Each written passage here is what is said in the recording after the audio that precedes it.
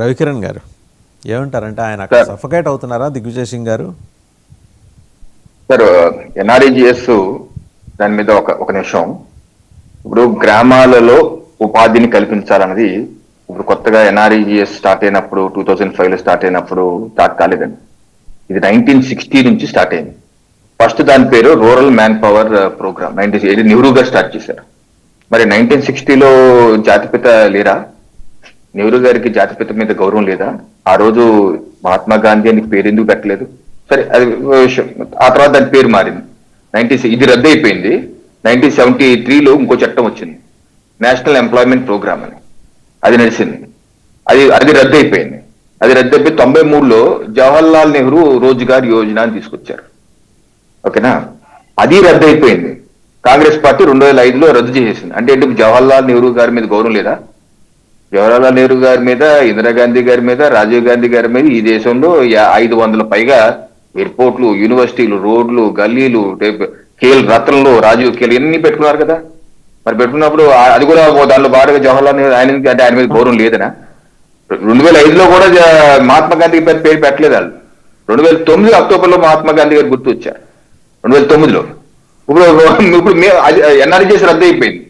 MGNREGS వచ్చింది. అది రద్దు అయిపోయింది. ఈరోజు జీరామ్జీ వచ్చింది. ఇదొక ఎవల్యూషన్. రకరకాల పేర్లు మారుతాయి. పేర్లే కాదు, దాని యొక్క విధానాలు, రూపకల్పన మార్చుకుంటారు.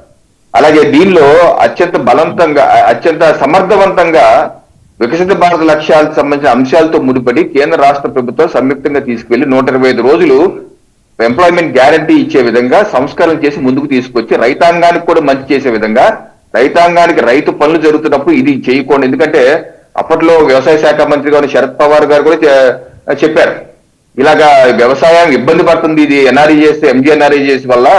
ఎందుకంటే ఇక్కడ పని చేసే కూలీలేమో అక్కడికి వెళ్ళిపోయి కూర్చుంటున్నారు, ఇక్కడేమో పనులు దొరకట్లేదు, రేట్లు పెరిగిపోయి, ఇది మార్చాలన్నారు. ఇది మార్చారు. అలాగే ఫెడరల్ స్ఫూర్తిలో అనేకమైన కేంద్ర ప్రాయోజిత పథకాలు ఉన్నాయి, 100 వరకు ఉన్నాయి. దానిలో భాగంగానే దీన్ని కూడా పెట్టాలని చెప్పి ఫైనాన్స్ మంత్రి గారు చిదంబరం గారు ఆ రోజు చెప్పారు, ఫ్లోర్ ఆఫ్ ది హౌస్ లో చెప్పారు.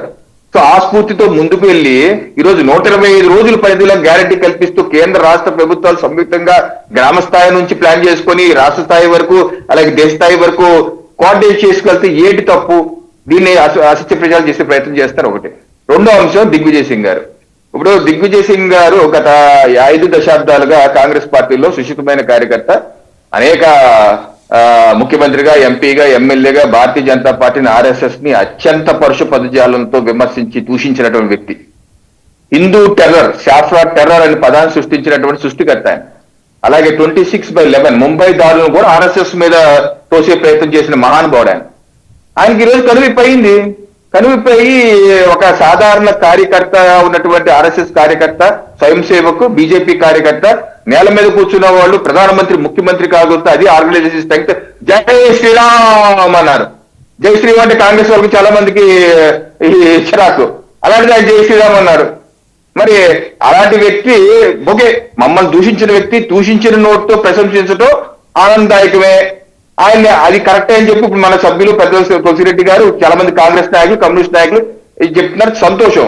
అలాగే శశి థరూర్ గారు చెప్తున్నారు కొంతమంది. అలాగే ఇప్పటికీ కూడా, నిన్న కూడా కేరళ ఎంపీ అనుకుంటా, మాకిన్ ఠాకూర్, కేరళ అనుకుంటా కాంగ్రెస్ ఎంపీ, ఆయన ఆర్ఎస్ఎస్ ని అల్ఖైదాతో పోలుస్తున్నాడు. అల్ఖైదా లాంటి ఆర్గనైజేషన్ వాళ్ళ దగ్గర నేర్చుకోవాల్సిన అవసరం లేదట. అలాగే పవన్ కేర్ అంటే గాడ్సే ఆర్గనైజేషన్, దాంతో చూడండి. అంటే విషయం ఇప్పుడు మనకు నచ్చకపోవచ్చు. కొంతమంది కాంగ్రెస్ నాయకులు నెహ్రూ గారికి నచ్చలేదు సార్, తర్వాత నచ్చింది సార్, పెరేడ్ లో పాల్గొమన్నారు సార్. పెరేడ్ లో పాల్గొమంటే ఇప్పుడు ఈ రోజు వరకు రిపబ్లిక్ డే పెరేడ్ లో ఏ ఒక్క ఆర్గనైజేషన్, మిలిటరీ కాకుండా ఎవరు పాల్గొలేదు. ఎందుకు పాల్గొమన్నారు ఆ రోజు?